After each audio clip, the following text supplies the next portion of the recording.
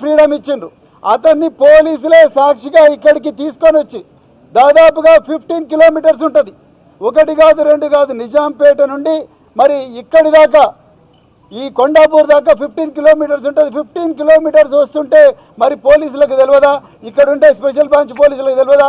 ఇక్కడ సిఐకి తెలియదా? Law and ఆర్డర్కి తెలియదా? ఇక్కడ ఏసీపీకి తెలియదా? లేకపోతే డీసీపీకి తెలియదా? లేకపోతే కమిషనర్ పోలీసుకి తెలియదా? డీజీపీకి తెలియదా? వీళ్ళందరికీ తెలుసు ఈ విషయం.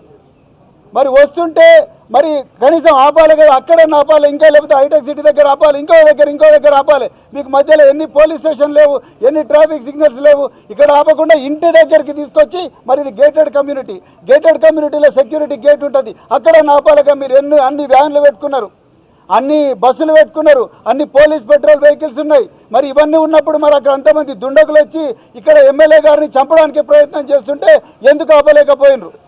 ఇదంతా పక్కా సీఎం కార్యాలయంలోనే దీనికి మొత్తం కూడా ప్లాన్ జరిగింది. తప్పకుండా ఈ రాజ్యాంగబద్ధంగా ఇవాళ బీఆర్ఎస్ ఎమ్మెల్యేలు కాంగ్రెస్ పార్టీ చేస్తున్న దుర్మార్గాలను ప్రశ్నిస్తుంటే దిక్కుతోచక అక్కసుతోని ఇవాళ ప్రశ్నించే గొంతుకలు, తెలంగాణ గొంతుకలు, 4 కోట్ల తెలంగాణ ప్రజలకు ప్రతినిధులైన ఈ గొంతుకలు, తెలంగాణ సంస్కృతిని కాపాడిన ఈ గొంతుకలను ఇవాళ గొంతులు నొక్కేయాలని, ఈ ఇంట్లో మరి ఒక గౌరవ ఎమ్మెల్యేను మరి చంపాలని చెప్పేసి ఇవాళ అరికపూడి గాంధీ అంతమంది గుండాలు పోలీసు వాళ్ళ సాక్షిగా వచ్చిండ్రు. ఎక్కడ పోయిన మరి పోలీసు వాళ్ళు ఇలా లాఠీచార్జ్ చేయొచ్చుగా? పోలీసు వాళ్ళు ఎందుకు చేయలేదు? మరి ఎందుకు వాళ్ళందరినీ ప్రివెంటివ్ అరెస్ట్ చేయలేదు? ఒక ఎమ్మెల్యేని ఎందుకు చేయలేదు? ఆయన వచ్చిన గుండాగాలను ఎందుకు చేయలేదు? అంటే తప్పకుండా ఇది ప్లాన్ ప్రకారమే. మీరు ఫ్రీగా ఉండండి, మీరు ఏమైనా చేసుకోవచ్చండి. వాళ్ళకేమో రెడ్ కార్పెట్ వెల్కమ్ ఇచ్చిండ్రు, బాధితుడినేమో 100 మంది పోలీసులు ఇక్కడ నిర్బంధించారు. ఇదంతా రాష్ట్రంలో హోంమంత్రి ఎవరు? ముఖ్యమంత్రి ఆదేశాల మేరకే ఇవాళ పోలీసులు ఈయనకు గ్రీన్ ఛానల్ ఎంట్రీ ఇచ్చిండ్రు.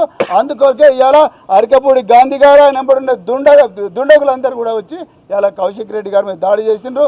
ఇది ఈరోజు ప్రజాస్వామ్యం సిగ్గుతో తల వంచుకునే రోజు ఈరోజు వచ్చింది.